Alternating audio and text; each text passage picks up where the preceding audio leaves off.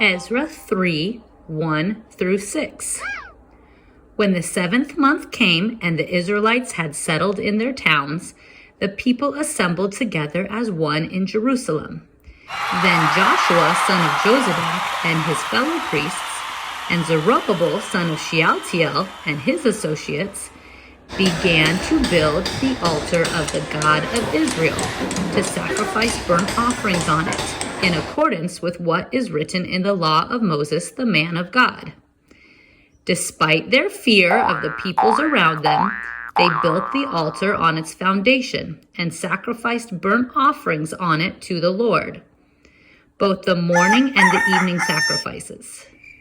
Then, in accordance with what is written, they celebrated the Festival of Tabernacles with the required number of burnt offerings prescribed for each day.